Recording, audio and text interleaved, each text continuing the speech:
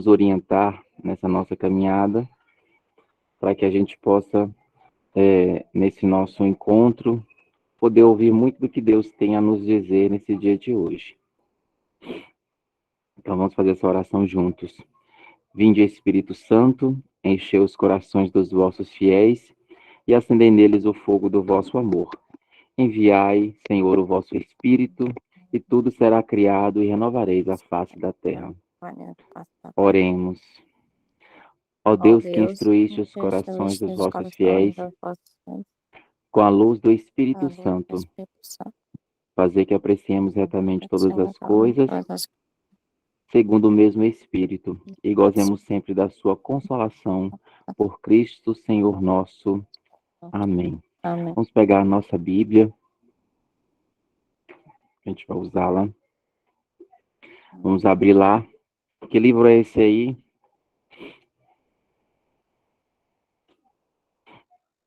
Vamos ver se vocês aprenderam ou não. Hebreus. Ah, será que é Hebreus? Hebreus. Hebreus, capítulo 4, versículos de 12 a 13.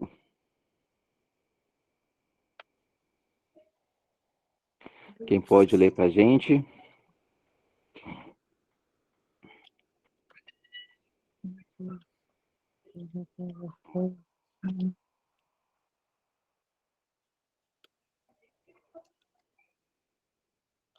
Note. Hebreus. Encontraram?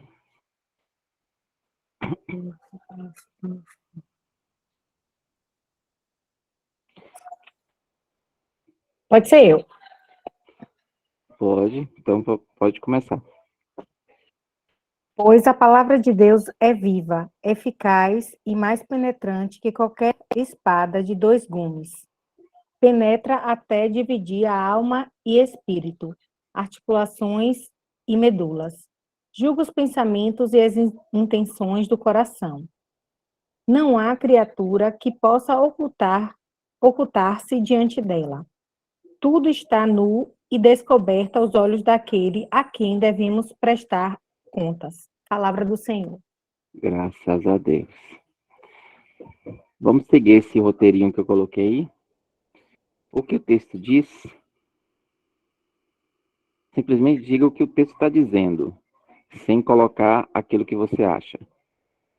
O que o texto está dizendo?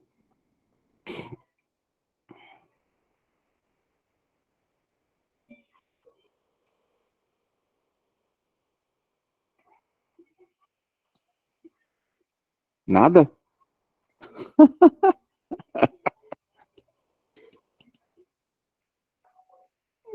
Ele fala que a palavra é viva e que ela, quando ela penetra no ser humano, ela nos divide entre o que é a nossa intenção e as nossas ações, né?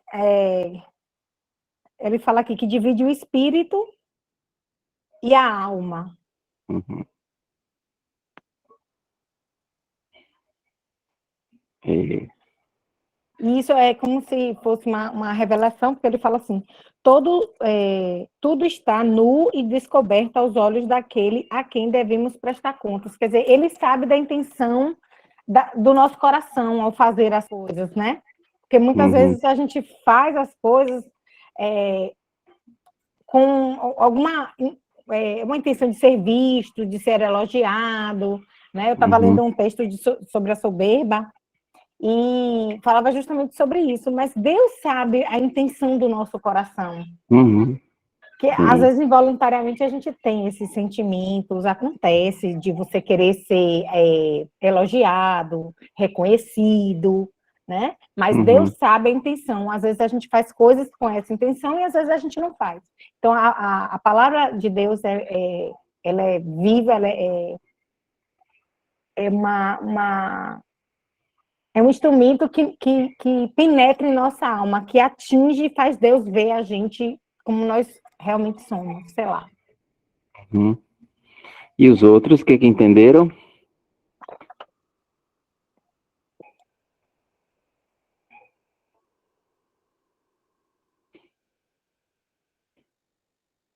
Vou chamar pelo nome, né? Marília, o que o texto diz para você hoje? O que esse texto está dizendo para você hoje?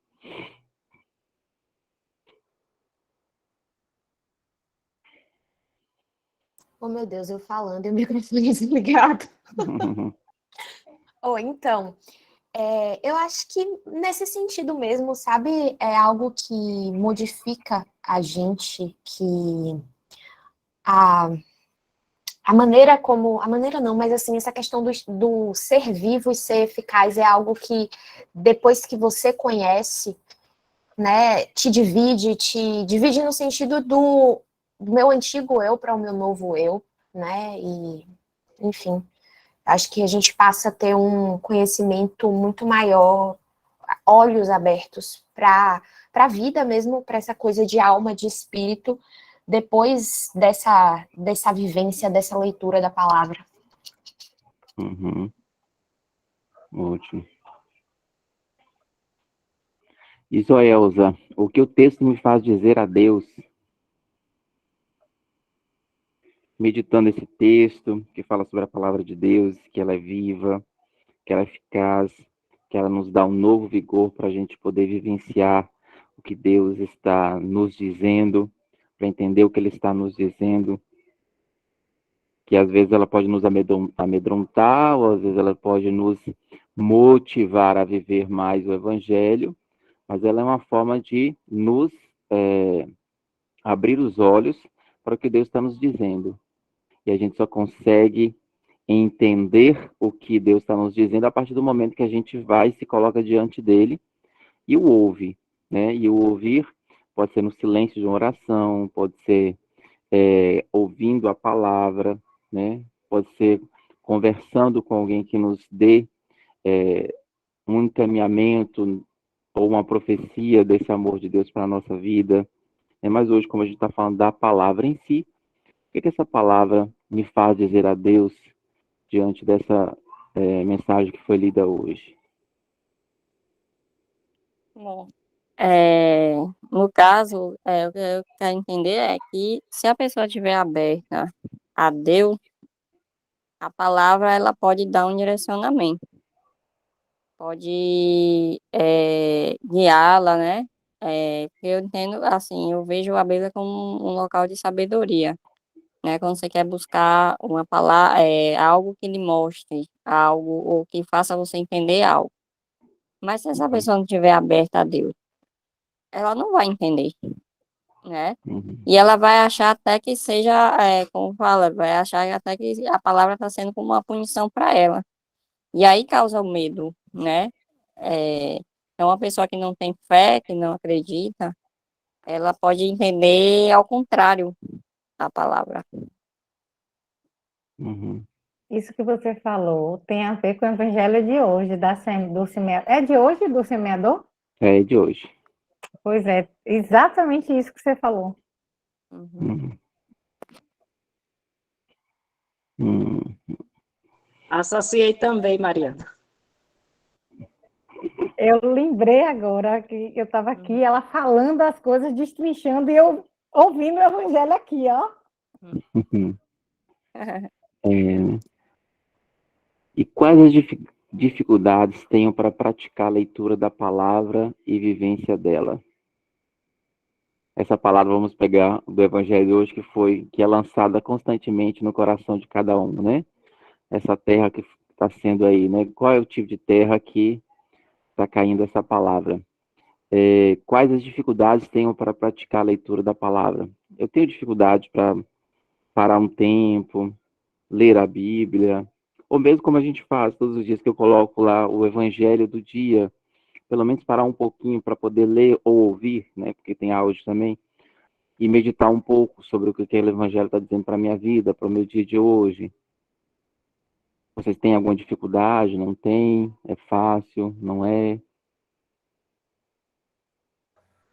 Eu Eu acho vou que ser é bem questão sincera. priorizar, né? É difícil, todo mundo tem suas rotinas, tem seus compromissos, e tudo, mas eu acho que uma das grandes dificuldades para todo mundo, que está sempre todo mundo na correria, é realmente parar e parar realmente, parar a mente, inclusive, porque às vezes a gente está parado, está lendo, mas a mente está trabalhando, está pensando em outras coisas, não está ali vivendo aquele momento de estar compartilhando ali com Deus, ouvindo e aprendendo, né? Verdade. Quanto a isso que você falou, eu vejo assim, eu também me sentia desse jeito. E como a rotina da gente ela é muito cruel, a melhor forma da gente conseguir tornar isso uma lei na nossa vida, uma rotina, é a gente acordar 30 minutos mais cedo para poder fazer isso. Porque é o único momento que não vai ter, quem tem filho, não vai ter mãe. Onde está isso? Não vai ter marido, não vai ter ligação, não vai ter mensagem de WhatsApp. Então, assim, uma das coisas que eu aprendi com o Instituto Hesed é que a gente acordar na madrugada para rezar faz total diferença, não só para o nosso dia, mas também, assim, no sentido da gente, do tempo que a gente tem de qualidade, do silêncio, de tudo que não acontece no resto do dia. Não, você não vai ter sono, porque se você deixar para a noite, acaba que você, né, tá muito cansado e tal. Mas, assim, do ponto de vista, no caso meu, das minhas dificuldades, uma coisa que eu vi no estudo do Catecismo da Igreja Católica é que, assim, a igreja, ela nos dá o direcionamento do entendimento da palavra. Nem sempre, assim, eu não me sinto, assim, segura para fazer a interpretação, para ler. E quando você tem um sacerdote, alguém, um professor que te direcione na palavra, na interpretação, e na riqueza teológica que é, né? O direcionamento da igreja, ele é muito, por isso que é legal quando você coloca lá o versículo, mas você também coloca a homilia daquilo ali, né? O sentido, o contexto, porque muitas vezes, assim, sempre está associado, tudo que acontece no Novo Testamento foi predito no Antigo. E a gente só consegue isso, nós que estamos né, engatinhando nessa caminhada, quando a gente tem alguém que tem um respaldo teológico maior. Então, assim, essa é a minha grande dificuldade, né? Nós temos 2000 anos de história da igreja, de estudos, de magistério, e que é muito rico e vasto. Então, assim, eu me sinto tão pequenininha nesse entendimento. Essa é a minha grande dificuldade. Realmente, se a gente for olhar por esse ângulo, acontece isso, mas isso com o tempo, né, a gente vai aprendendo a fazer também, né? É lógico que a gente vai ter que se formar, não, assim, o Espírito Santo age, tá, gente? O Espírito Santo age, mas se a gente não estudar, infelizmente, não acontece essas coisas de você rapidinho ali não, viu? Então, você estude, leia, procure, formação que mais a gente tem, né? Eu diria que a gente tem que pesquisar com cuidado o que a gente vai estudar e formar, né? Porque nem tudo que está na internet, por exemplo, a gente deve tomar como o certo e o correto, né? Então, por isso que é bom a gente ter esse direcionamento que nos ajuda, né, a discernir o que é melhor e também o que é certo, né? Principalmente a nossa vivência de igreja. Não, nossa igreja pensa dessa forma. Por exemplo, eu não posso passar, eu como catequista, o que eu acho, o que eu, por exemplo, tem algo, a doutrina da igreja é assim. Eu posso até pensar contrário àquilo ali, mas eu estou, enquanto catequista, eu estou passando aqui o que a igreja pensa. Então, eu vou ter que colocar o que a igreja está pensando. Lógico que a gente dá os nossos comentários, mas é o que a igreja está pensando, o que a igreja vê, e também, se for da Bíblia, eu não vou achar que entendeu? E assim, teologicamente, a gente pode olhar por esse ponto, esse ponto, esse ponto. Tem outros pontos que eu ainda não consegui enxergar, mas esses pontos é que já nos ajudam a encaminhar, entendeu? Então, a minha busca, pelo menos, é ajudá-los nesse sentido de encaminhamento no processo de entendimento, de vivência da iniciação cristã dentro da nossa igreja que vocês estão procurando vivenciar, né? Então, o máximo possível que eu puder colocar e passar para vocês, para que vocês possam vivenciar, experimentar, será colocado. Por isso que eu não fico preso tanto no livro, porque o livro eu pego como base, mas eu coloco muito mais coisa dentro, entendeu?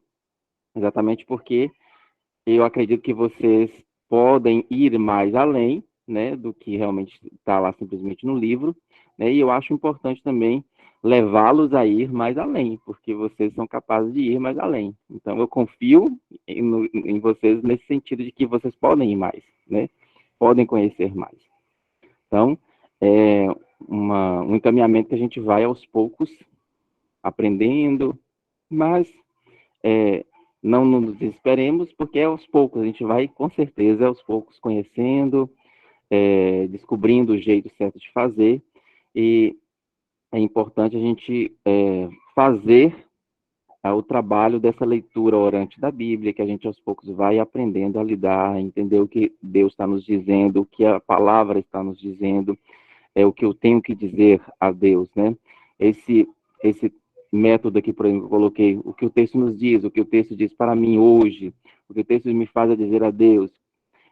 Essa metodologia, né, é a leitura orante da Bíblia, né, que a igreja nos coloca para melhor a gente entender, interpretar a Bíblia e vivenciar aquilo que o texto está dizendo na nossa vida, que às vezes não nos ajuda simplesmente colocar o texto lá e você interpretar da sua forma, né? Mas esse texto, ele pode ser, vamos dizer, teleguiado para melhor a gente poder interpretar.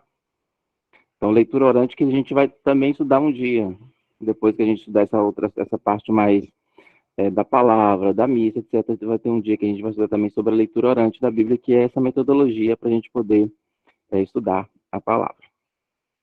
Certo?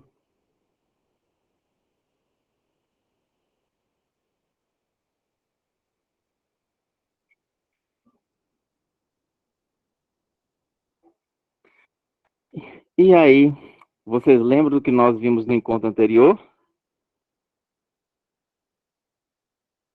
A árvore genealógica de Jesus, né? Origem.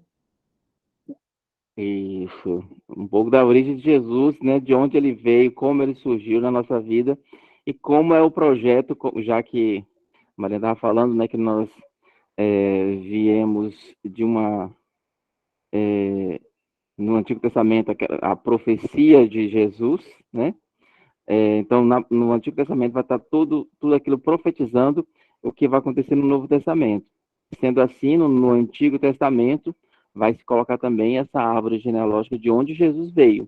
E nessa promessa, de onde ele viria também, né? Que é da família, né? Do reino de Davi. Então, ele perpassa toda a história, e é por isso que a importância de José na vida de Jesus, né? Por que José é importante na vida de Jesus? Me diga aí.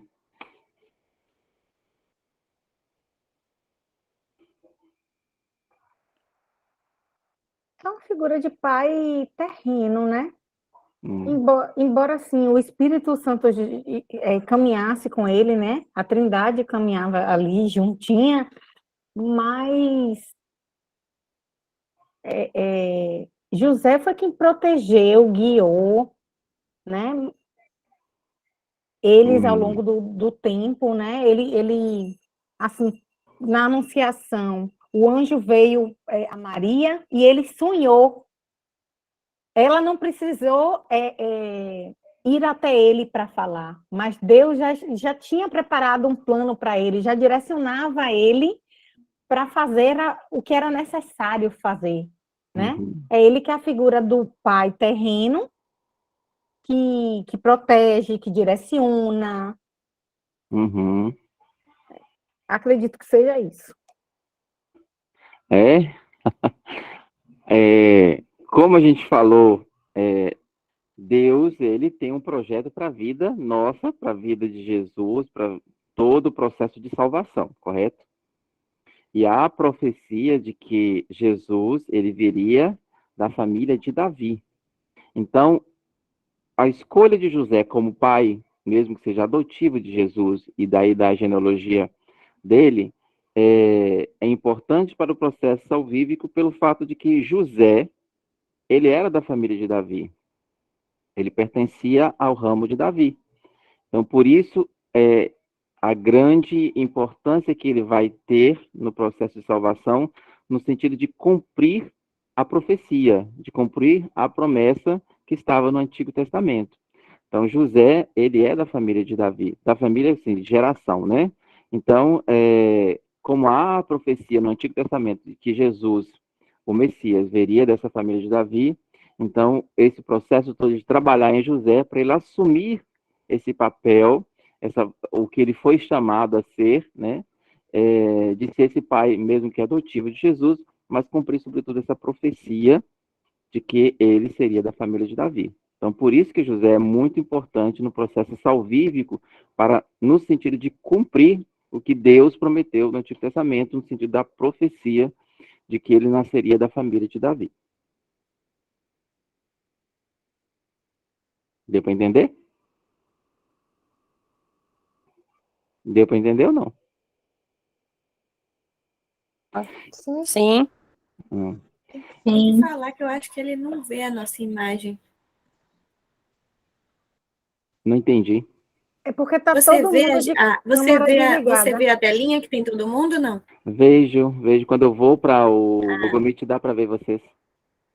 Aí eu vou lá que o meu tem como eu ir lá no PowerPoint, ele fica apresentando aqui para vocês também, e fica para mim lá, entendeu? Mas eu só posso adiantar se eu for nele lá. Mas dá para ver vocês. Mas quando você pergunta, é melhor responder porque você ouve do que você ter que voltar no Google Meet, não é isso? Isso, exatamente. É melhor responder do que eu voltar cá. Então, aí eu até coloquei um resuminho, bem resumo mesmo, do que a gente viu no encontro anterior, que foi a história do povo de Deus, que é nossa história, e a história no processo de formação desse povo perpassa pela formação também da origem de Jesus, e aí vai colocar no Antigo Testamento que Adão e Eva, eles tiveram vários filhos, né, mas os importantes foi Caim e Abel, sendo Caim matou Abel, sobrando 7, e de 7 dá toda essa geração, Enós, Lameque, o importante para nós é Noé, né, que tem 3 filhos, são Sem, Cã e Jafé. Importante para nós vai ser Sem, porque dele vai ter uma geração que vai dar a família de Davi, né? Aí vem Elan, Assur, Arfaxad, Lud, Aram, de Arfaxad. Sai Salé, Heber, Faleg, Reu, Sarum, Nacó e Taré. De Taré, que vai ter Nacor, Abraão e Aram, né? Abrão, ainda que é Abrão. Então, de Taré, que são os pais, que é o pai de Abraão, que é o nosso pai na fé, que foi o primeiro, né, na história da história do povo de Deus, foi o primeiro que adorou o único Deus, que antes na cultura era adorar vários deuses, né? E Abraão não, Abraão, ele foi o primeiro a adorar um único Deus, por isso que ele é o nosso pai na fé, né? E nossa mãe na fé, né, no caso seria Sara, que é a esposa de Abraão, né? Então, Abraão se casa com Sara, que na verdade eles eram ainda Abrão e Sarai, né? E aí eles vão ter o filho Ismael e Isaac. Isaac e Rebeca depois se casam, que vai gerar Esaú e Jacó. Jacó, que aí vai ser o que mais importa para nós enquanto história do povo de Deus, que Jacó vai se casar com Raquel e Lia, vão ter 12 filhos, e aí os 12 filhos não só de Raquel e Lia, mas claro, das suas escravas também que serão dadas para ter filhos, né? Mas vão dar os 12 filhos que formam as 12 tribos da família de Jacó, né? E aí o mais importante vai ser José, que vai ser vendido, vai para o Egito, né? Se torna aquele governador de lá, né? Ele vai se casar com Asenete, vai ter 2 filhos ainda, Manassés e Efraim. Depois acontece a escravidão do povo, vem Moisés, que é da tribo de Levi, casa-se com Séfora, né? Tem um filho chamado Gerson, liberta o povo da escravidão. Josué, que é importante para a gente hoje falar sobre Josué, porque nós estamos no mês da Bíblia, né? Eu falei para vocês até no início, né? Que é comemorado o mês da Bíblia, porque da tradução, né, que foi feita, e dia 30 é comemorado o dia de São... Esqueci o nome do santo agora. Do santo que fez a tradução da Bíblia, esqueci o nome agora, daqui a pouco eu lembro. Jerônimo. Jerônimo, isso mesmo, Jerônimo. Então, Jerônimo. Então, e o mês da Bíblia desse ano é sobre Josué, o livro de Josué. Então, a gente está estudando o livro de Josué e vai estudar o mês inteiro, né, sobre Josué, né? Quem foi, o que tem dizendo no livro para a nossa vida. Então, Na paróquia está tendo um estudo bíblico sobre Josué, toda quarta noite. Exatamente. Teve dia 6, teve semana passada, né? E vai ter nessa quarta-feira também. Está tendo também um oferecido pela Arquidiocese, pela catequese da Arquidiocese, está tendo também. Teve um encontro, e é online esse, o da Arquidiocese. Está sendo às terças-feiras. Vão ser 3 terças-feiras. Foi dia 13, dia 20, e depois na outra terça-feira, né? Terça-feira, agora é dia 20. Então vai ser dia 20 e depois tem mais um, que é um estudo sobre Josué. E Josué é importante para nós porque ele introduz o povo em Canaã, né? Que se junta a outros povos, inclusive o de Davi, né? Com a morte de Josué, o povo se organiza em 12 tribos liderado pelos juízes, sendo o último juiz Samuel, inclusive ele que vai abençoar, né, o Davi, e dá-se o período dos reis, né? E aí os reis mais importantes foram Saul, Davi e Salomão, sendo que Salomão é filho de Davi. O reino se divide depois que eles... Porque depois tem outros reis menores, né? Mas aí por isso que eles ficam enfraquecidos, ele se divide, é invadido, dispersado, e acontece o período dos profetas, né? Que é aqueles profetas que a gente viu, que existem os profetas maiores, os profetas menores, e existem aqueles profetas que não são citados na Bíblia, mas que também não têm livros escritos, né? E aí termina o período do Antigo Testamento, né? E hoje nós vamos ver sobre o Novo Testamento, né? Lembrando que o último grande profeta que nós temos é João Batista, né? Que é considerado também um profeta, que não escreveu nenhum livro, mas ele é um grande profeta.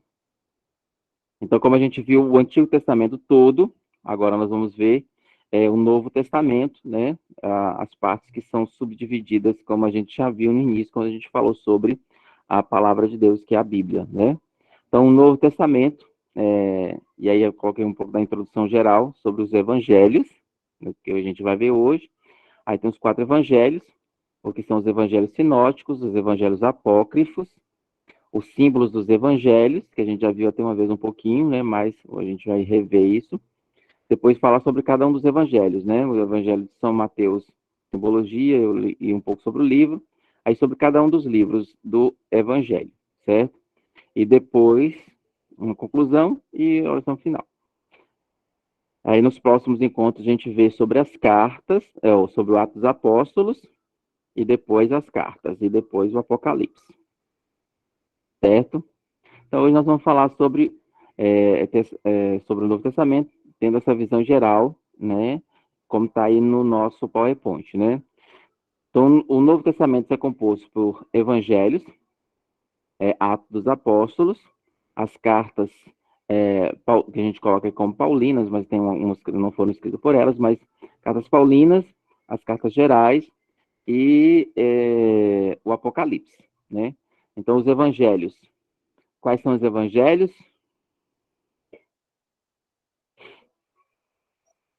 Mateus, Marcos, Lucas e João. Isso. Depois vem Atos dos Apóstolos, né? Que é um segmento de um dos livros do Evangelho, mas é um livro próprio porque narra um pouco os atos em si dos apóstolos após Jesus subir aos céus, né? Depois vem as cartas que são 1 e 2 Coríntios, Romanos, 1 e 2 Coríntios, Gálatas, Efésios, Filipenses, Colossenses, 1 e 2 Tessalonicenses, 1 e 2 Timóteo, Tito, Filemão. E cartas aos Hebreus, que a gente leu hoje, carta Tiago, 1 e 2 São Pedro, 1, 2 e 3 São João e Judas. E por último o Apocalipse. Em relação a uma introdução geral ao Novo Testamento, que a gente pode dizer que ela é considerada uma nova aliança, né? É a parte da Bíblia onde encontramos um anúncio da pessoa de Jesus Cristo.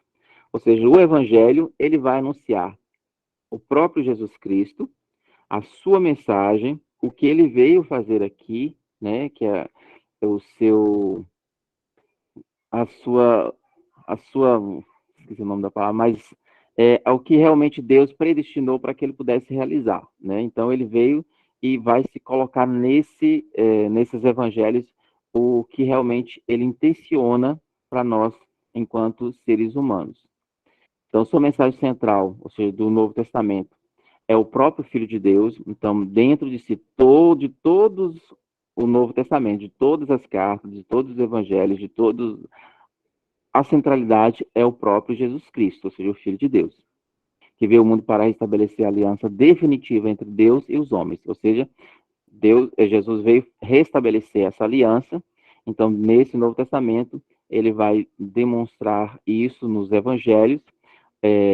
Quando ele sobe, ele vai vendo isso se realizando nos Atos dos Apóstolos, que vai se dar nas cartas, né?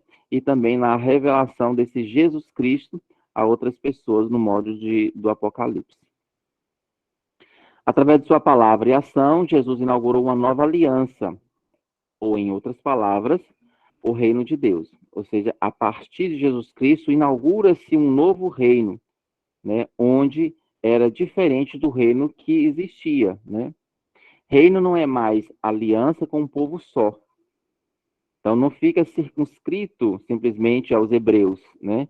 Ele se abre, principalmente a partir de São Paulo, abre-se esse caminho que a salvação, que é o próprio Cristo, ele veio para toda a humanidade, não para um povo só, que eram como tinha-se a visão, que eram só o povo eleito, os hebreus, né? Então, abre-se esse caminho, essa visão de que a salvação veio para todos. Jesus não deixou nada escrito do próprio punho, né? Ele pregou, ensinou e praticou o projeto de Deus, né? Isso fez com que ele entrasse em conflito com a estrutura da sociedade, que o perseguiu, prendeu e matou. Ou seja, Jesus não escreveu nada. E tudo que está escrito no Evangelho são o que os apóstolos que conviveram com ele, né? Transcreveram para um texto para que aquilo permanecesse como uma forma de anúncio, né, para as próximas gerações, né, como ficasse algo registrado. Alguém sabe qual foi o evangelho mais antigo?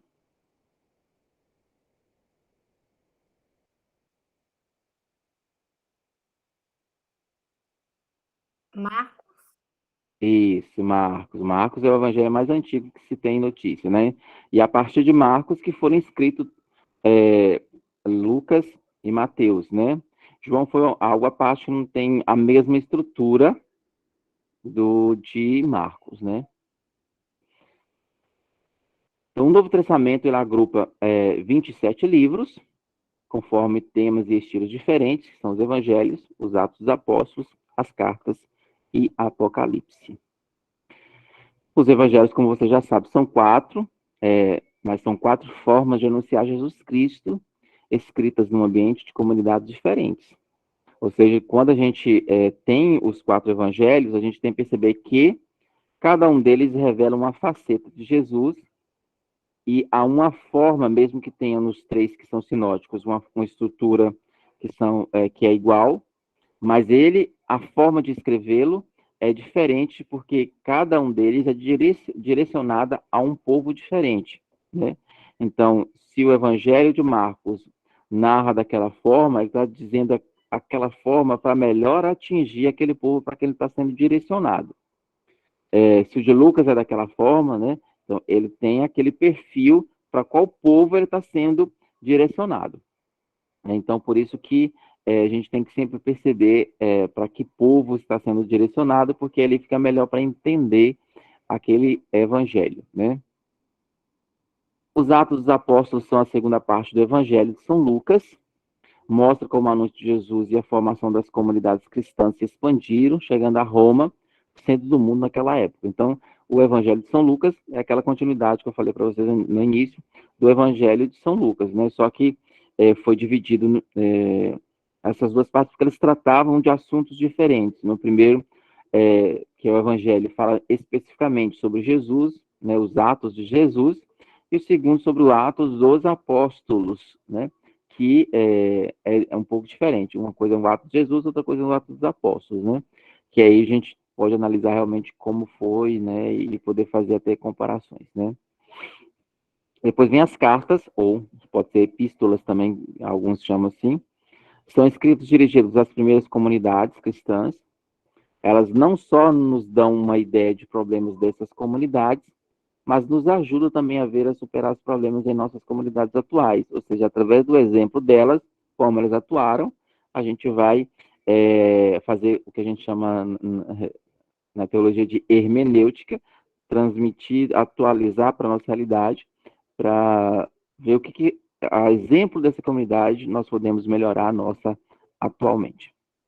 Depois vem o Apocalipse de São João, né, que é um livro escrito em linguagem figurada, porque se dirige aos cristãos em tempo de perseguição, né, e por isso é em linguagem figurada, em que João escreve seu livro, tudo indica que foi da prisão onde ele estava, e por isso ele escreve nessa linguagem figurada, para que os soldados que recebiam essas cartas e se enviavam para as comunidades onde ele pedia que fosse enviado, não entendesse o que estava sendo escrito, né? Então, por isso que essa linguagem figurada, às vezes até assusta, né? Mas é uma linguagem simples e figurativa para aquele povo, para quem era direcionada a carta, né? Ou parte desse livro, ele pudesse entender do que estava se falando, porque o povo sabia e entendia aquela linguagem, né? Então, para o povo que recebia, era fácil entender. E no Apocalipse apresenta Jesus ressuscitado como Senhor da história e mostra como os cristãos devem anunciá-lo, testemunhá-lo sem medo, enfrentando até mesmo a própria morte. Nós vamos começar aqui com os 4 evangelhos, né? Literalmente, o evangelho significa boa mensagem, boa notícia ou boas novas. Então, evangelho quer dizer isso. Então, quando você fala a palavra evangelho, você está dizendo que ele é uma boa mensagem, ele é uma boa notícia, ele é uma boa nova. E quem são essas coisas? É o próprio Cristo. Então, quem é a boa mensagem é o Cristo, quem é a boa notícia é o Cristo, quem são as boas novas é o próprio Cristo. Então, derivando da palavra grega, né, evangelion, significa bom, angelion, mensagem. Então, uma boa mensagem. A palavra grega evangelion deu também origem ao termo evangelista, da língua portuguesa. Os evangelhos de Mateus, Marcos, Lucas e João são chamados evangelhos canônicos, esses 4 evangelhos, por serem os únicos que o cristianismo primitivo admitiu como legítimos e hoje integram o Novo Testamento da Bíblia, sendo também os únicos aceitos pelos grupos que sucederam. As igrejas cristãs só aceitam estes 4 evangelhos como tendo sido inspirados e fazendo parte do cânon. As igrejas cristãs, católicas, ortodoxas e protestantes têm na Bíblia, incluindo os evangelhos, a base de sua fé e de sua prática. Todas as igrejas cristãs, que têm a centralidade como Cristo, acreditam nesses 4 evangelhos. O evangelho de Mateus, que aí é bom vocês sempre guardar isso, para que possam entender o modo de como foi escrito. Então, o Evangelho de Mateus foi escrito para convencer os judeus de que Jesus era mesmo o Messias que estava por vir. Por isso, enfatiza o Antigo Testamento, as profecias a respeito desse ungido. Então, Mateus foi escrito para os judeus. Como os judeus, eles têm uma grande fé e acreditam muito na questão genealógica, na questão da tradição, da geração familiar, etc. Então, o livro de Mateus foi escrito seguindo esses moldes para atender a esse povo, que são os judeus. O Evangelho de Marcos, que é discípulo de Pedro, foi escrito para evangelizar principalmente os romanos, e relata somente 4 das parábolas de Jesus, enfatizando principalmente as ações de Jesus, né? Porque os romanos era aquela coisa mais imperialista, né? Então mostra um Jesus mais poderoso. Então, enfatizando então, os resultados das ações de Jesus. O Evangelho de Lucas foi escrito para os gentios. O que são gentios? Quando a gente ouvir gentios na Bíblia, a gente já vai saber o que é. São aqueles que não eram judeus, né? Porque Pagãos. ou os pagãos, né? Aqueles que não eram judeus, que não vivenciavam aquela religião que o próprio Jesus vivenciava, né? Né? Então, Lucas escreveu para os não judeus, então, que eram para todos os outros povos, né? Enfatizando a misericórdia de Deus através da salvação por Jesus Cristo, principalmente para os pobres e humildes de coração. O último dos evangelhos, que é o de João, foi escrito para doutrinar os novos convertidos. Então, ele foi destinado para aqueles que se converteram recentemente. Não cita nenhuma das parábolas de Jesus, afinal, as parábolas já eram conhecidas no meio cristão, através dos relatos contidos nos outros evangelhos. Porém, combate com firmeza as primeiras heresias surgidas no princípio do cristianismo, como, por exemplo, o gnosticismo, que negava a verdadeira encarnação do Filho de Deus, e outras seitas semelhantes que também negavam a divindade de Jesus Cristo. Então, por isso essa firmeza de que Jesus é o Senhor da história. Como falei para vocês, os evangelhos sinóticos são o quê? São aqueles evangelhos que apresentam a mesma estrutura, a forma de escrever que vai ser diferente, porque cada uma vai ser direcionada para um povo diferente, né? Como eu falei para vocês. Os exegetas, que são aqueles estudiosos da Bíblia, passaram a chamar os evangelhos de Mateus, Marcos e Lucas de sinóticos, desde as descobertas exegéticas sobre o texto que começaram a ser aplicadas à Bíblia no século XVIII. Então, esses exegetas, né, através desses estudos, perceberam essa semelhança na estrutura e por isso os chamaram de sinóticos. Os estudiosos perceberam que dos 4 evangelhos, os 3 primeiros, Mateus, Marcos e Lucas, apresentaram grandes semelhanças entre si, de tal forma que podiam ser colocados em 3 colunas paralelas e descobertas as semelhanças e diferenças do texto entre eles. Deste estudo surgiu o nome sinótico do grego, sin, junto, e opsi, ver, né? Ou seja, ver junto. E os assuntos apresentavam correspondência entre eles. Os maiores estudiosos desta área foram os exegetas alemães, que concluíram que os textos provinham de uma mesma fonte, e passaram a chamar dessa fonte, que deu origem aos textos, de fonte Q, ou seja, a fonte Q, que no caso é Marcos, né, que foi o primeiro. A abreviatura de Quelle, que significa fonte na língua alemã. A partir dessa perspectiva se pode conferir o que existe de igual ou diferente. Já se fizeram muitos estudos sinóticos dos evangelhos. Destes estudos podem concluir o que é o próprio de Mateus, ou de Marcos, ou de Lucas, o que é próprio de cada um. O que é semelhante entre os 3, o que se refere ao autor que escreveu, ou o que se refere à comunidade que é dirigida. As histórias se repetem porque estes 3 evangelhos se nutrem de uma mesma fonte, que é aquela fonte que lá, né? O primeiro evangelho a ser escrito foi o de Marcos. Ele usou uma fonte já conhecida dos ditos de Jesus. Assim, quando Mateus escreveu o seu evangelho, ele conhecia o evangelho de Marcos, utilizando este evangelho. Na leitura comparada entre os 3, se pode identificar. Acrescenta elementos próprios e fatos de Jesus que julga interessante para a comunidade. Ou seja, Mateus acrescenta algo mais para poder atender melhor aquele público que ele queria direcionar o evangelho com o próprio Cristo. Lucas, o último dos sinóticos a ser escrito, possuía 2 fontes. A fonte chamada Quelle, ou seja, ditos de Jesus repetidos nas comunidades, e conhecia os evangelhos de Marcos e Mateus, ou seja, os ditos de Jesus e os evangelhos de Mateus e Marcos. Então, a partir deles, que Lucas vai escrever o seu, acrescentando suas características próprias, desde que julgava importante para a comunidade. Exemplo, a parábola do filho pródigo só aparece em Lucas, não nos outros evangelhos. Algumas coisas mais específicas sobre os outros evangelhos. Quando a gente fala de outros evangelhos, são aqueles que não são aceitos como inspirados por Deus e, portanto, não estão dentro do cânon da igreja, do cânon da Bíblia, né? Então, existem esses outros livros que às vezes trazem algumas inverdades, algumas vezes eles trazem alguns conhecimentos a mais também sobre algumas personagens ou pessoas da Bíblia. Então, mas é importante a gente dar essa alusão, pelo menos para vocês saberem que existem esses livros, né?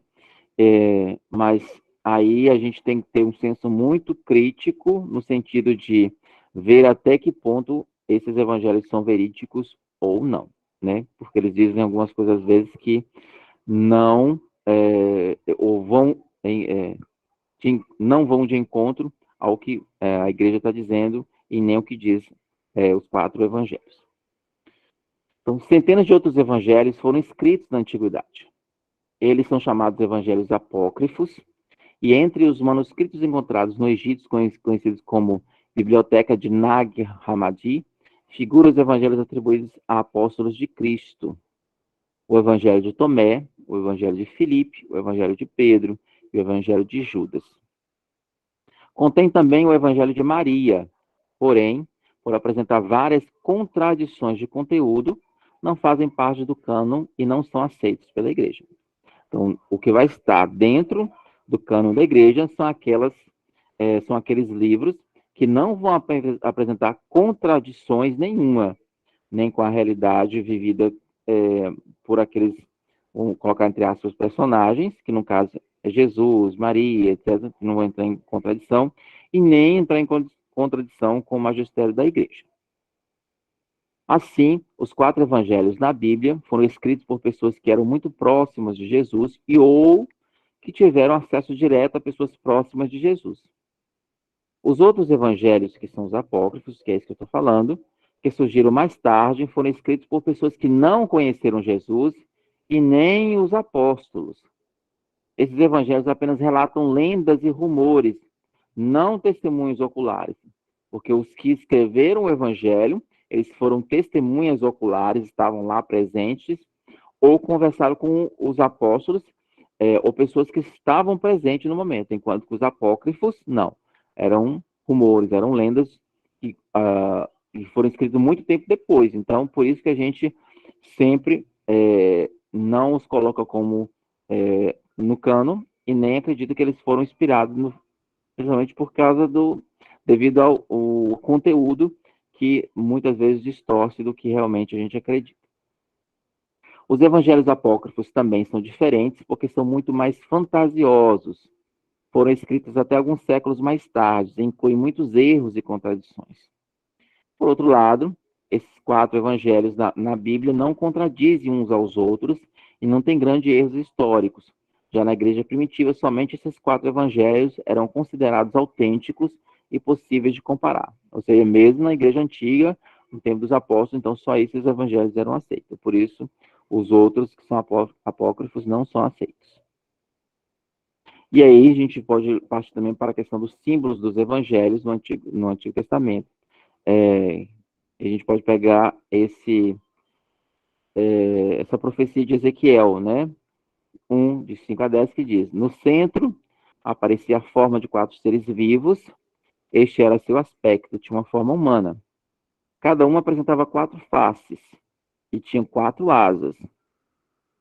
Quanto às pernas, tinham pernas retas e patas como as de bezerro. Reluziam como o brilho do bronze polido. Por baixo das asas, tinham mãos humanas nos 4 lados, pois todos os 4 tinham rosto e asas. As asas tocavam-se umas nas outras, ao se moverem não se voltavam, mas cada um seguia para onde estava voltando o seu rosto. Quanto à forma das faces, tinha um rosto humano, rosto de leão do lado direito de cada um dos 4, rosto de touro do lado esquerdo de cada um dos 4, rosto de águia em cada um dos 4. Né? Então, aí tinha rosto humano, rosto de leão, rosto de touro e rosto de águia. No centro, em redor do trono, havia 4 seres vivos, cheios de olhos pela frente e por detrás. Que aí é mais uma... aquela lá foi uma alusão ao Antigo Testamento de Ezequiel, falando sobre a questão dos símbolos dos evangelhos. E aí eu coloquei também aqui do Novo Testamento, está lá em Apocalipse 4, de 6b a 9, que diz: no centro, em redor do trono, haviam 4 seres vivos, cheios de olhos pela frente e por trás. O primeiro ser vivo era semelhante a um leão, o segundo era semelhante a um touro, o terceiro tinha um rosto de homem, o quarto era semelhante a uma águia em pleno voo. Cada um dos 4 seres vivos tinham 6 asas, cobertas de olhos ao redor e por dentro. Dia e noite, sem parar, proclamavam: Santo, Santo, Santo, Senhor Deus Todo-Poderoso, aquele que é, aquele que era e aquele que vem. Os seres vivos davam glória e honra e ação de graças aos que estavam sentados no trono e que vive para sempre. E aí surge a simbologia que cada um dos evangelhos tem, né? Que a gente já conversou isso uma vez, né? Falando sobre a questão de Jesus Cristo nos 4 evangelhos, que aí eu até falei um pouco sobre eles, né? Mas aí vou fazer algumas alusões que eu não tinha feito naquele, né? O evangelho de São Mateus, e como diz São Gregório Magno, que na verdade esses 4 animais alados simbolizavam que eu até fiz alusão lá em Ezequiel, e também no Apocalipse, né, falam sobre esses 4 animais. E aí São Gregório Magno, ele faz um estudo sobre esses 4 evangelhos, desses 4 símbolos, né, correlacionando aos evangelhos, né, e aí ele coloca o porquê de cada um deles, né. Que, na verdade, esses 4 animais alados simbolizavam os 4 santos evangelistas. É o que demonstra o próprio início de cada um desses livros dos evangelhos. Mateus é corretamente simbolizado pelo homem, porque ele inicia com a geração humana. Né? Então, ele tem essa figura humana. Mateus foi um dos 12 apóstolos que acompanhou o mistério de Jesus de perto.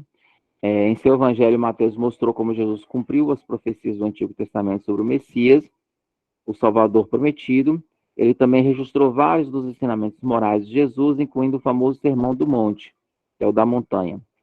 Não se tem certeza quanto à autoria do evangelho seja realmente de Mateus, mas pode ser tanto dele quanto de seus secretários, como também de sua comunidade de fé. Porém, devido à sua autoridade enquanto apóstolo, da maior credibilidade é o livro ter o nome dele. Né? Por isso, é o Evangelho segundo a comunidade. Alguns falam Evangelho segundo a comunidade, Evangelho de Jesus Cristo segundo a comunidade de Mateus, né? O Evangelho de Mateus também está correto.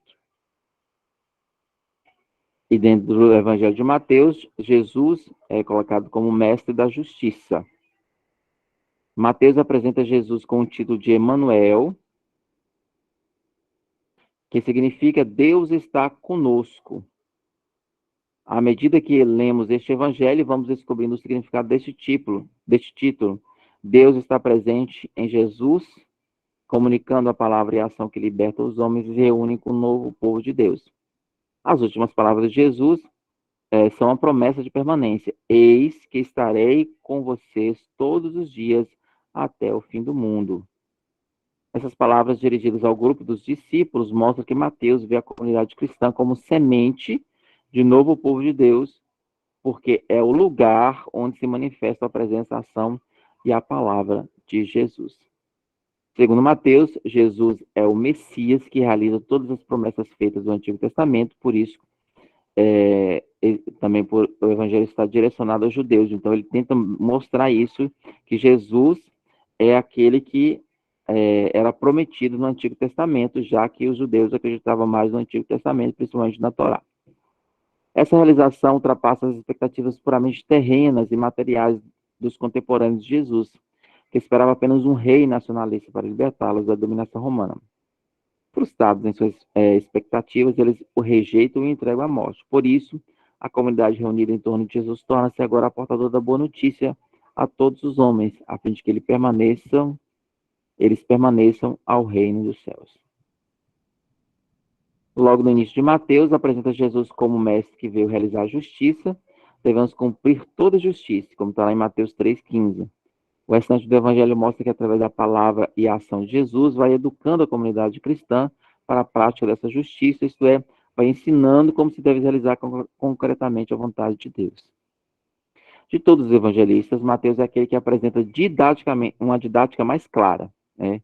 Entre o prólogo, que vai de Mateus capítulo 1 ao capítulo 2, Depois vem a narrativa da morte e ressurreição de Jesus, que vai do 26 até o 26:3 até o 28:20, ou seja, capítulo 26, de 3 até capítulo 28:20.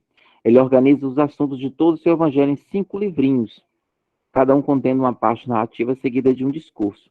Lendo atentamente, podemos perceber que Mateus escolheu os episódios de cada parte narrativa de modo a ilustrar o discurso seguinte. E o discurso, por sua vez, resume e explica o que está contido nessa narrativa. Assim, a palavra de Jesus é sempre apresentada como resultado de uma ação, e toda ação é sempre ensinamento e anúncio. A comunidade cristã, lendo Mateus, é convidada a olhar para dentro de si, a fim de descobrir a presença de Jesus, que ensina a prática da justiça. Desse modo, a comunidade aprenderá a dizer a palavra certa e a realizar a ação oportuna no tempo e lugar em que está vivendo. E aí eu coloco um pouco da estrutura do Evangelho, né? Capítulo 1 e 2 vai falar um pouco sobre o nascimento do Messias, que é o Jesus. Capítulos 3 e 4 vai ter uma abertura da proclamação. Capítulos 5 e 7 vai ter o Sermão da Montanha.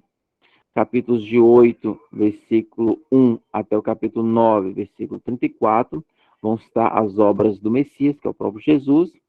Dos capítulos 9, versículo 35 até o capítulo 10, versículo 42, tem o sermão da missão, viu? Não da montanha. A montanha foi no 5.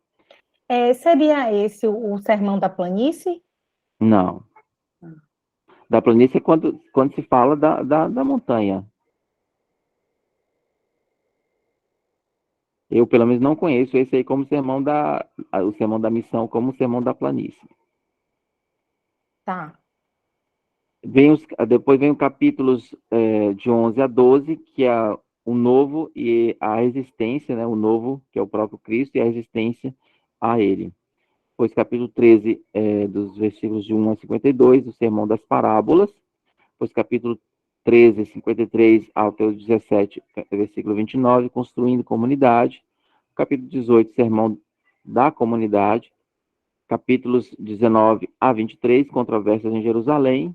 Capítulos 24 a 25, sermão escatológico daquilo. O que é escatose? Após a morte, né? Depois vem os capítulos 26 e 28, onde tem a paixão, a morte e ressurreição de Jesus. Correto? Entenderam todo o Evangelho de Mateus? Posso perguntar qualquer coisa agora, né? Misericórdia. Jesus. Fazer a sabatina. Deixou nem a gente estudar. Pergunta Já oral. Mas depois eu vou passar a atividade. Não sei, hoje não vai dar tempo, mas depois eu coloco lá no grupo as atividades para a gente poder treinar tudo que a gente está vendo, para a gente poder memorizar melhor, guardar no coração, né? Ok. Depois vem o Evangelho de São Marcos, né?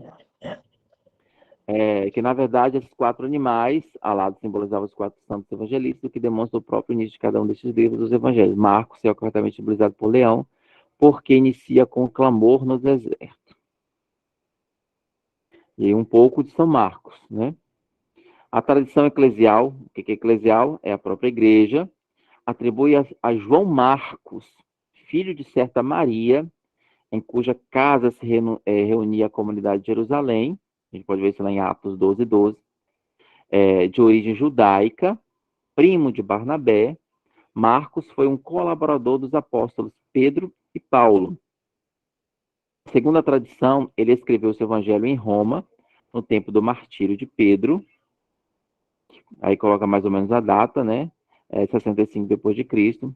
Essa data é confirmada pelas alusões à guerra judaica e à destruição de Jerusalém, que se podem reconhecer sobretudo em Marcos 13. Naqueles anos, os discípulos e as testemunhas diretas de Jesus estavam desaparecendo. Marcos pôs por escrito a pregação deles, criando o gênero literário do evangelho, escrito como instrumento para o impulso missionário e a expansão da comunidade. As explicações de usos judaicos mostram que entre seus leitores haviam pessoas que não eram de origem judaica. Quem é Jesus? Essa é a pergunta que o Evangelho de São Marcos vai tentar responder, ou melhor, ele responde para cada um de nós, né? O Evangelho de Marcos é o mais antigo dos 4 evangelhos canônicos, né? Marcos escreveu o seu evangelho com a finalidade precisa de responder a pergunta: quem é Jesus? O evangelista, porém, não responde com doutrinas teóricas ou discursos de Jesus. Ele apenas relata a prática ou a atividade de Jesus, deixando que o leitor chegue por si mesmo à conclusão de que Jesus é o Messias, o Filho de Deus. A gente pode ver lá em Marcos 1, 8, 29, 14, 61 e 15, 39. Portanto, na leitura do livro de Marcos, o importante é perceber o significado do que Jesus faz, isto é, estar atento ao quadro completo da sua atividade, né? Jesus faz algo, né? Ele, através do Evangelho de Marcos, ele quer demonstrar um pouco de quem ele é naquele ato. Através da sua prática, Jesus realiza o projeto messiânico segundo a vontade do Pai, entrando em conflito com a concepção de Messias ligado aos esquemas de dominação, ou seja, Jesus ele veio com esse propósito de salvação da humanidade. Nós, enquanto povo daquela época, achava que esse Messias ele viria mais no sentido prático de como um guerreiro, um imperador, um rei poderoso, né? Mas, sobretudo, é um rei poderoso terreno, que iria acabar com guerra, com espada, etc. E Jesus veio totalmente diferente do que esse povo queria, né? Jesus não é de violência, não é de ódio, é de amor. Então, ele vem com outra proposta que aí vai chocar com aquilo que o povo queria, né? Por isso que pobre também, né? Pobre, né? Nasceu num buraco. Exatamente. Então, vem com, assim, tudo aquilo contrário do que as pessoas esperavam, né? Mas, realmente, para demonstrar esse grande poder de Deus que realiza as coisas. Então, nessa época, tinha-se a ideia de que Messias viria com um rei triunfante, que libertaria a nação judaica do poderio romano e faria Israel retomar o antigo esplendor dos tempos de Davi e Salomão. Mas esse Messias não mudaria em nada e até mesmo aperfeiçoaria o esquema interno classista e opressor que existia na época, né? Então, por isso, que era sustentado por uma ideologia religiosa. Esse conflito se traduz concretamente no confronto da atividade de Jesus com a sociedade judaica do seu tempo. Então, ele é um rei diferente, não é um rei como eles esperavam. Todavia, a atividade de Jesus é o anúncio e a concretização da vinda do reino de Deus. Ou seja, o que é o reino de Deus? É um novo ser, é uma nova forma de viver, né? Pois que é um novo reinado de Deus. É um novo reino tem esse rei que é o próprio Cristo, que é o próprio Deus, mas a forma de reinar é diferente. Isso se manifesta pela transformação radical das relações humanas. O poder é substituído pelo serviço, principalmente no campo político, o comércio pela partilha, no campo econômico, a alienação pela capacidade de ver e ouvir a realidade, que é no campo ideológico. Então, aí ele muda totalmente, né? E aí está demonstrando como Jesus veio mudar toda essa realidade, né? No campo político, no campo econômico, no campo ideológico, com ações que vão contrárias ao que as pessoas esperavam que fossem. Trata-se de proposta alternativa de sociedade que leva ao nivelamento fraterno das pessoas, ou seja, que as pessoas possam ser iguais, igualitárias. Isso provoca a oposição acirrada das autoridades e dos privilegiados, que fazem de Jerusalém e do templo a sede de seu poder e riqueza. O resultado do conflito é a paixão e morte de Jesus, mas Jesus não permanece morto, ele ressuscita, e sua ressurreição é a sentença condenatória do sistema que o matou. O livro de Marcos é apenas o começo da boa notícia. O autor deixa claro, portanto, que sua obra não é completa e que para chegar ao fim supõe que o leitor tome uma posição, continuar o livro através de sua própria vida, ou seja, os atos de Jesus, né, na minha própria vida, continuar o livro através de sua própria, tornando-se discípulo de Jesus, Como discípulo, o leitor deve agora chegar a uma decisão, isto é, reconhecer Jesus como o Messias que leva à plenitude de vida e aceitar o seu convite, indo ao encontro do ressuscitado da Galileia. Não se trata simplesmente de voltar a ler o Evangelho desde 1,14, e sim de continuar no tempo presente a atividade concreta de Jesus, através de prática que faça renascer continuamente a esperança da vinda do Reino.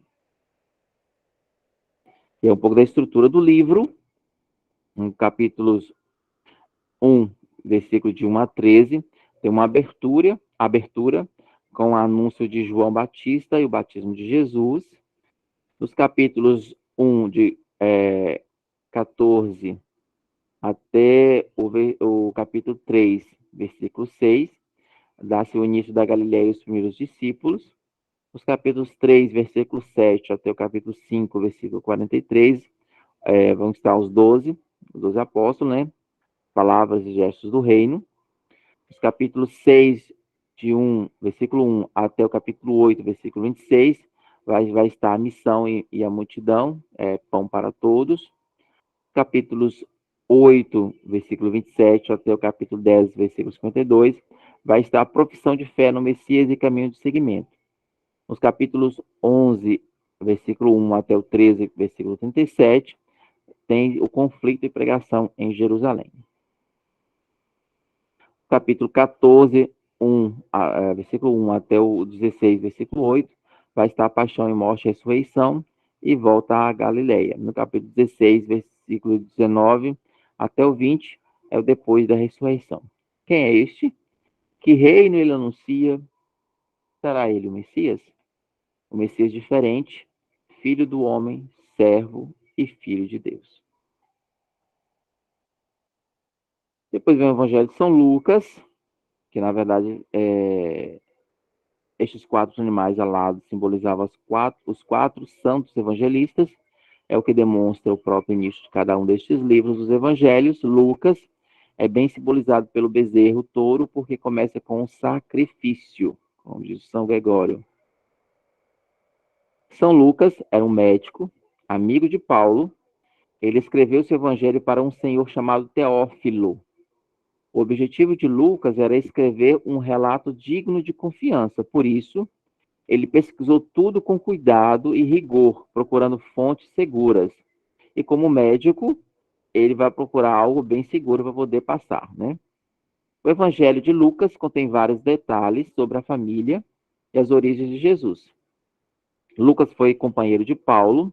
A gente pode ver isso lá em carta aos Colossenses, a Filemon e a 2 Timóteo. Ele escreveu mais ou menos na mesma época de Mateus, por volta de 85 depois de Cristo, depois da destruição do Templo de Jerusalém, que aconteceu em 70 depois de Cristo.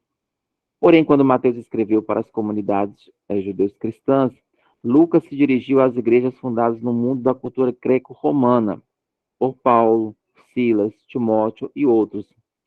A tradição o situa em Éfeso, e por isso o Evangelho de São Lucas é destinado aos não judeus, né? Nesse caso aí, a gente tem 2 evangelistas que não viveram com Jesus, que foi Marcos e Lucas. Os 2 viveram, na verdade, tiveram vivência com Paulo. Com Paulo, exatamente. E o outro com Pedro também. Mas tiveram vivências com pessoas que foram ligadas diretamente a Jesus. Certo.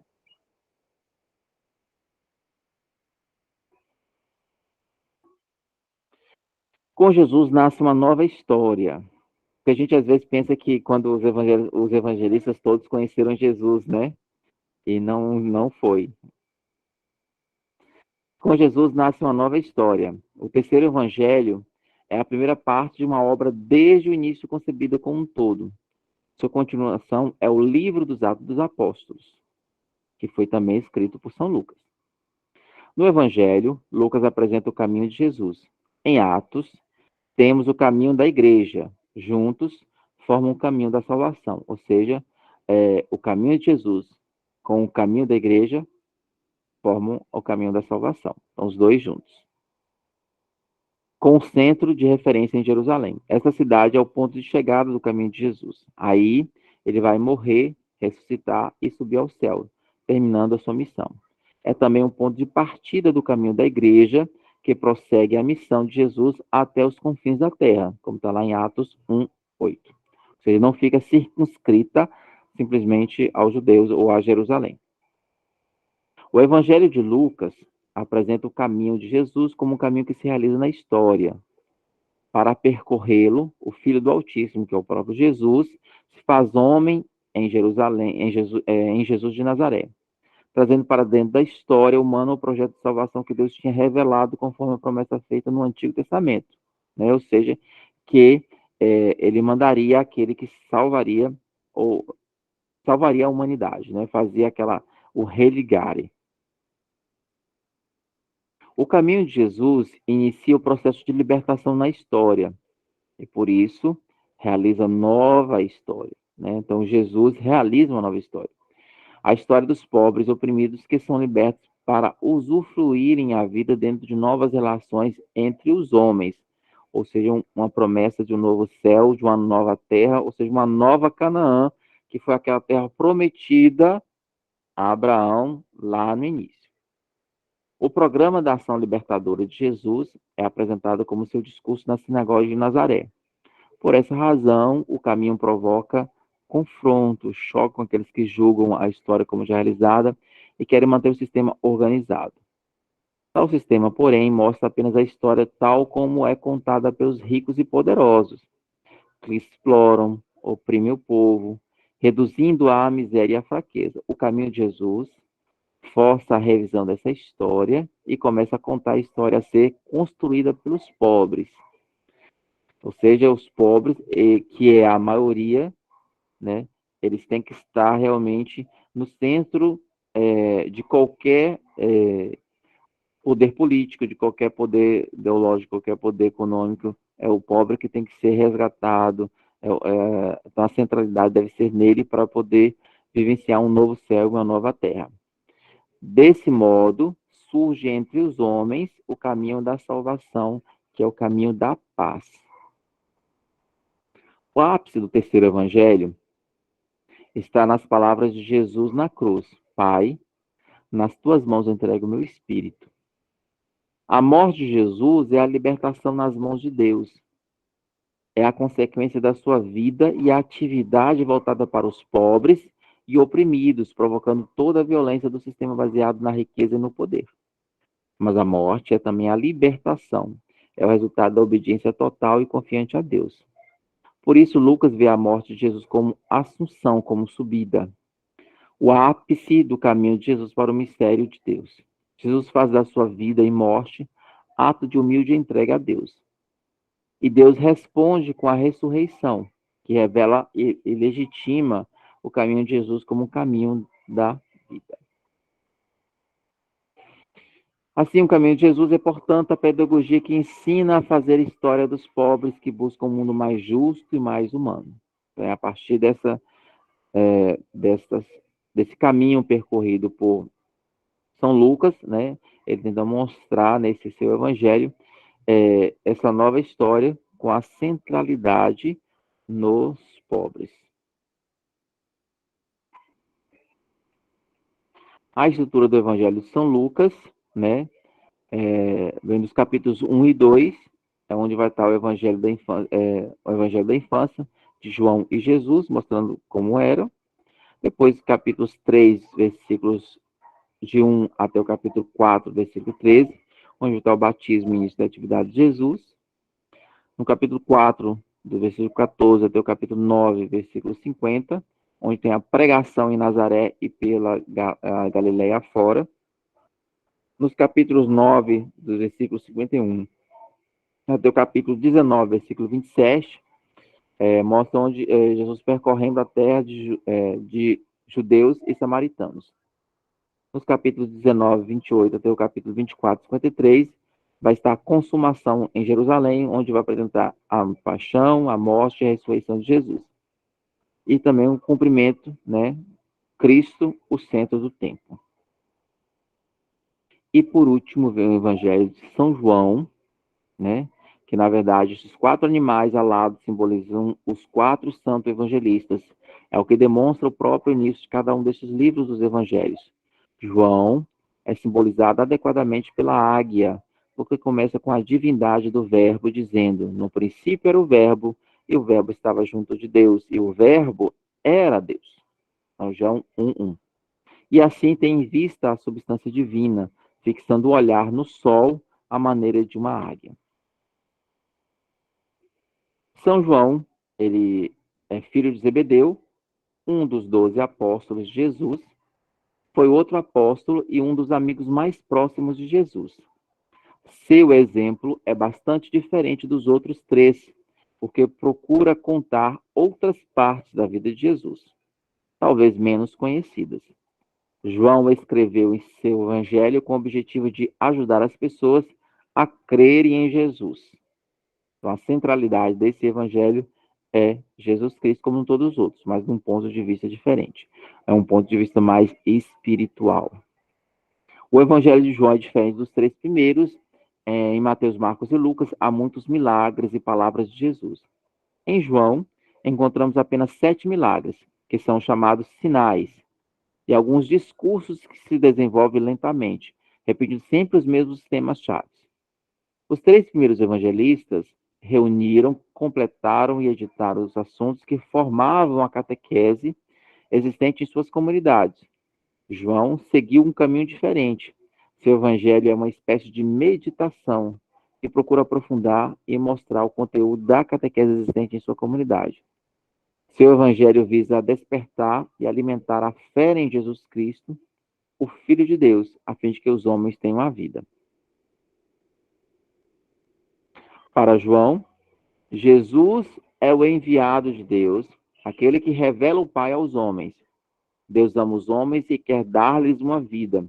Jesus revela esse amor e realiza a vontade do Pai, dando sua vida em favor dos homens.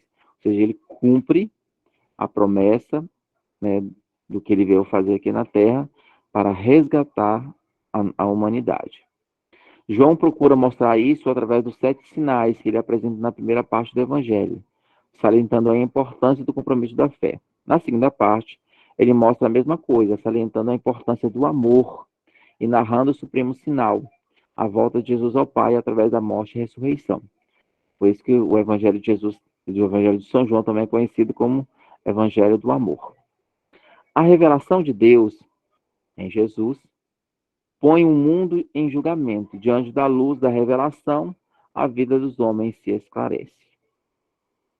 Os que vivem conforme a vontade de Deus aproximam-se de Jesus e o aceitam. Os que não vivem conforme a vontade de Deus se afastam dessa luz, rejeitando Jesus. Por isso, João salienta no seu evangelho as reações que os homens têm diante de Jesus. Reações de aceitação, que levam à vida, e de recusa, que levam à morte. Recusa e hostilidade, que levam Jesus à morte. Aceitação, que produz a primeira comunidade reunida em nome de Jesus. Doravante, caberá a essa comunidade continuar a missão de Jesus. Deus Pai testemunhou seu amor, entregando seu Filho único para que os homens tenham vida. Os homens, por sua vez, respondem o amor do Pai quando, do mesmo modo, se abre para o dom do amor, pondo-se a serviço da vida dos irmãos. Então, no Evangelho de João, somos convidados a ler esse Evangelho, colocando-nos em clima de julgamento para nos abrirmos à luz de Deus, que, mediante Jesus, ilumina a nossa vida e nos leva a tomar uma decisão. Aceitar e continuar a obra de Jesus para termos definitivamente a vida, ou rejeitar Jesus e estarmos definitivamente condenados. E aí tem um pouco da estrutura do Evangelho de São João, que diz lá no capítulo de 1, versículo de 1 a 18, que é o prólogo, onde Jesus é a palavra de Deus. Nos capítulos 1, 19, versículo 19 até o capítulo 12, 50, vão estar aqueles sinais que a gente falou, os sinais de Jesus, ainda não chegou a hora, uma reflexão sobre a incredulidade. Nos capítulos 13, versículo de 1 até 20, 31, vai estar a exaltação de Jesus, chegou a hora, conclusão, a fé em Jesus, Cristo e Filho de Deus. Vamos mostrar isso nesses capítulos. E no capítulo 21, que termina, vai ter um epílogo, onde a comunidade vai mostrar a comunidade do ressuscitado. Concluindo essa parte até os evangelhos, enquanto toda a Bíblia é inspirada por Deus, como está lá em 2 Timóteo 3,16, ele usou autores humanos com estilos de vida e personalidades diferentes para cumprir seus propósitos através do que eles escreveram. Cada um dos autores dos evangelhos tinha um propósito distinto por trás do que escreviam. E ao executar esses propósitos, cada um enfatizou aspectos diferentes da pessoa e ministério de Jesus Cristo. E aí eu coloco cada um deles. Mateus estava escrevendo a uma audiência hebraica e um dos propósitos do seu evangelho era mostrar, com a genealogia de Jesus e o cumprimento das profecias do Velho Testamento, que ele era o tão esperado Messias e, portanto, deveria ser acreditado. Em Marcos, foi uma testemunha ocular dos evangelhos da vida de Cristo, assim como um amigo do apóstolo Pedro. Marcos escreveu para uma audiência pagã, como é salientado pelo fato de não ter incluído coisas importantes aos leitores judeus, como genealogias, controvérsias de Jesus com os líderes judeus do seu tempo, referências frequentes ao Velho Testamento, etc. Lucas, o médico amado, como está em Colossenses 4,14, evangelista e companheiro do apóstolo Paulo, escreveu o Evangelho de Lucas e o livro de Atos. Lucas é o único autor gentio do Novo Testamento. Ele foi aceito há muito tempo como historiador hábil e dirigente por aqueles que usaram seus manuscritos em estudos geológicos e históricos. Como um historiador, ele afirma que seu objetivo é escrever uma exposição em ordem da vida de Cristo, baseada no testemunho daqueles que foram testemunhas oculares. Porque ele escreveu especificamente para o proveito de Teófilo, aparentemente um gentio de certa estatura. Seu evangelho foi escrito com uma audiência pagã em mente, e seu objetivo é mostrar que a fé de um cristão é baseada em eventos historicamente confiáveis e verificáveis. E o Evangelho de João, escrito pelo apóstolo João, é diferente dos três evangelhos e contém muito conteúdo teológico em relação à pessoa de Cristo e o significado da fé. Mateus, Marcos e Lucas são frequentemente chamados de evangelhos sinóticos por causa de seus estilos de conteúdo similares e por eles dão uma sinopse da vida de Cristo. O Evangelho de João não começa com o nascimento de Cristo ou seu ministério terreno, mas com a atividade e característica do Filho de Deus antes de se tornar carne. O Evangelho de João enfatiza a divindade de Cristo, como é visto pelo fato de que ele usa frases como o Verbo era Deus, o Salvador do mundo, o Filho de Deus, usado repetidamente, Senhor e Deus. Ao descrever Jesus no Evangelho de João, Jesus também afirma sua divindade com várias declarações de eu sou. Compare com o Êxodo, lá 13 a 14, onde Deus fala que eu sou, quando vai falar para Moisés. Moisés pergunta, se perguntarem quem você é, o que eu vou dizer? Diga ao povo que eu sou. Mas João também enfatiza o fato da humanidade de Jesus, querendo mostrar o erro de uma seita religiosa do seu tempo, que são os gnósticos, que não acreditavam na humanidade de Cristo. João deixa claro seu propósito principal ao escrever o Evangelho. Na verdade, fez Jesus diante dos discípulos muitos outros sinais que não estão escritos neste livro. Estes, porém, foram registrados para que creais que Jesus é o Cristo, o Filho de Deus, e para que, crendo, tenhais vida em seu nome. Dessa forma, por ter 4 distintas e, ao mesmo tempo, exatas narrativas de Cristo, você pode ter acesso a aspectos diferentes de sua pessoa e ministério. Cada narrativa, quando adicionada às outras 3, torna-se como uma diferente linha colorida em uma bela tapeçaria, e quando tecidas juntas, forma um retrato mais completo daquele que vai além de qualquer descrição. Apesar de que nunca vamos entender completamente tudo sobre Jesus, como está em João 20, ou 20, 30, através dos 4 evangelhos podemos conhecer o suficiente sobre ele para apreciar quem ele é e o que tem feito por nós, para que possamos ter vida através da fé nele. Pode-se ganhar muito através de um estudo individual de cada um dos evangelhos, mas ainda pode ser ganho quando se compara e junta as narrativas diferentes dos eventos específicos do ministério de Jesus. Por exemplo, em Mateus 14, lemos a narrativa de Jesus alimentando 5.000. e Jesus andando sobre as águas. Mateus 14, 22, nos diz que compeliu Jesus os discípulos a embarcar e passar diante dele para o outro lado, enquanto ele despendia as multidões. Alguém pode perguntar, por que ele fez isso? Mateus não deixa claro qual o motivo, ou seja, quando a gente coloca os evangelhos comparadamente um ao outro, a gente vai conseguir entender melhor o todo, né? Mas seria interessante que cada um já começasse a estudar um pouco cada um deles para poder entender melhor, né, as facetas de Jesus e entendendo cada uma das facetas vai entender o todo. Mas quando você combina com o texto de Marcos 6, você vê que os discípulos tinham acabado de voltar de expulsão de demônios, de curar pessoas através das autoridades que Jesus lhes tinha dado, quando ele os enviou 2 a 2. Mas eles retornaram com uma atitude muito orgulhosa, esquecendo seu devido lugar e prontos a instruir Jesus. Então, ao enviá-los durante a noite ao outro lado do mar da Galileia, Jesus lhes revela 2 coisas enquanto estão lutando contra o vento e as ondas, dependendo de si mesmo até as primeiras horas da manhã seguinte. Jesus estava andando sobre a água, prestes a passar pelo barco dos discípulos, quando finalmente os discípulos invocaram o nome de Jesus. Ele revela que não pode alcançar nada para Deus com suas próprias forças, e que nada é impossível quando eles clamam a Deus e depende de seu poder. Há vários exemplos assim de joias a serem encontradas pelo estudante dirigente da palavra de Deus que se dedica a comparar a escritura com a escritura. Joias essas que passam por despercebidas pelo leitor casual, que lê normalmente. Assim, cabe a nós continuar aprofundando o conhecimento da palavra, a fim de que cada dia mais possamos compreender o que Deus quer nos dizer e fazer sua vontade. Deu para entender tudo?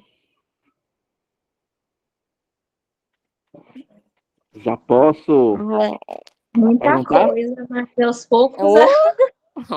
Ai, Jesus. Já posso começar a minha arguição, então, né? Não, calma. Calma. Calma nessa hora, velho. Não, geralmente vai ser muita coisa mesmo, porque como eu falei para vocês, eu confio que vocês são capazes. Então, eu realmente vou colocar muito mais coisa do que realmente o nosso livrinho Subsídio propõe, para exatamente que vocês possam depois pegar o texto, estudar com mais calma, ler com mais calma, entender com mais calma, e até mesmo, às vezes surgem dúvidas, quando vocês estão lendo, anotar dúvidas e me perguntar, para a gente poder chegar juntos. Eu li um livro, eu comecei a ler, na verdade. Sim. É esse aqui, é sobre Paulo. Por isso que você foi falando, tem um negócio na minha mente de Marcos, quando eu conheço assim, Marcos. Porque eu não tinha feito essa. Eu já vou terminar de ler esse livro com outro olhar. Você vai falando as coisas e as luzes vão aparecendo aqui na minha cabeça, sabe? De coisas que eu já li e que não tinha compreendido. Por isso que eu acho que é tão importante, assim. São muitos anos de magistério da igreja e a gente, por si só, a gente não tem competência para beber desta água da forma que ela é. É tão bonito, tão rico. Eu sou muito apaixonada. Quando eu vejo assim, você foi a luz aqui para mim, que eu estava aqui, aí estava. E assim, para mim era muito claro, Lucas e Paulo, né? Sim. Mas o Marcos, que era primo de Barnabé, eu já não tinha colocado ele como evangelista. Isso. Então, assim, quanta riqueza. É verdade. E aí, no próximo encontro, nós vamos falar sobre Atos dos Apóstolos. Tem um filme chamado Irmãos de Fé, que é brasileiro, para vocês lerem, assistirem esse filme. Ele é muito bom porque você vai entender melhor o Atos dos Apóstolos. Então, se vocês pesquisam na internet esse ato, porque tem já no YouTube, tem livre, ele é muito grande, então não dá para eu colocar no grupo lá, entendeu? Mas chamado Irmãos de Fé. Ele faz uma hermenêutica, tá? Porque ele começa com o padre Marcelo Rossi falando um pouco da prisão e tal, do menino chamado Paulo, e aí começa a história. E aí vai lá e volta na história, e aí vai entender bastante sobre o Ato dos Apóstolos, e vai entender um pouco também sobre as cartas, e também sobre as ações em si, né, de como eram, e da formação das novas comunidades. Então, é bom que vocês assistam esse filme, tá, para a gente poder, no próximo encontro, já estar bem inteirados e compreender melhor sobre o Atos dos Apóstolos. Vocês vão entender muito mais fácil se vocês assistirem esse filme. Certo? Tem um filme também de Paulo, que Paulo está na prisão e Lucas tem acesso à prisão e começa a escrever as coisas que Paulo falava. Entendi. Esse eu não conheço. Acho que tem, não sei se é no Amazon Prime, alguma coisa assim. Uhum. Eu vou indicar esse, porque esse eu já conheço, você muito bem. Depois eu posso até procurar esse para dar uma olhadinha para ver como é que é. Entendeu? Eu vou pegar a descrição dele e aí eu coloco no grupo. Certo. Isso. Vamos fazer nossa oração final, então. Pedindo a Deus que nos abençoe, né? Amanhã nós temos a jornada de arquidiocesana de espiritualidade dos crismandos e crismados, que a Josiane e a Joelza vão, né, no nosso grupo participar. Então, depois elas passam, ou vão tirar as fotos lá e vai postar no grupo pra gente, né? Que eu vou estar lá na correria. Vocês me procurem lá, viu, para pegar o crachá de vocês, senão vocês não vão entrar, viu? Ah, certo. Aí vocês me procuram lá, porque eu já fiz o crachá de vocês, é só pegar e colocar. Tá bom. Tá bom? Tá bom. O encontro é na igreja, José? No santuário mesmo. Vai entrar pela porta principal, aquela porta da frente, né? E aí vocês entram e já procuram um lugarzinho lá para sentar. Certo. Vai ser dentro do santuário mesmo. Então vamos pedir a nossa Mãe Maria, né? Essa nossa grande mulher, exemplo, né? Não sei se vocês já conhecem o Dom Marco Eugênio. Ele fala muito bem de Maria, e para fortalecer nossa fé em Maria, ele lança um livro sobre Maria, né? E quem tiver a oportunidade também de ler esse livro, é muito bom, porque fortalece a nossa fé em Maria. Principalmente vendo como aquela portadora da graça de ter o próprio Cristo, sacrário vivo, né?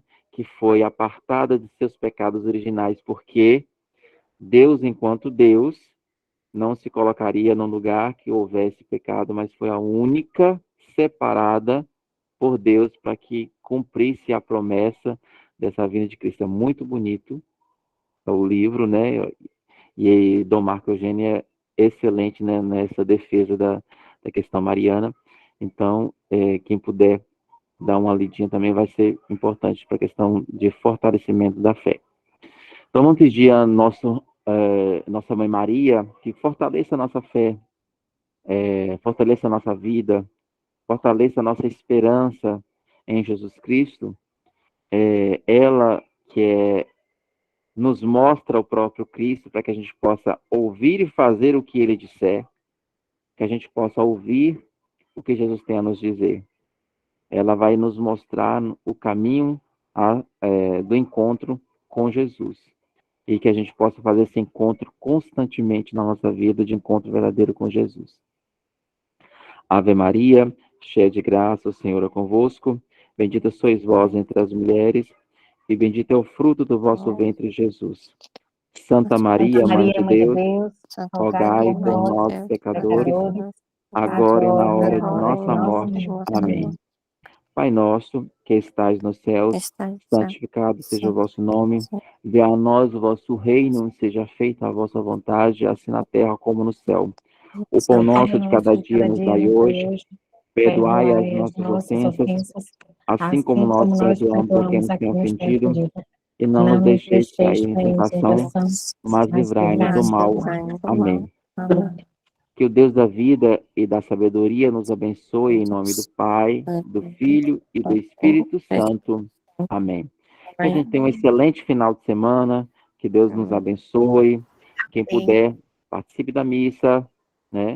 E que Jesus abençoe cada um e cada uma de vocês. Amém?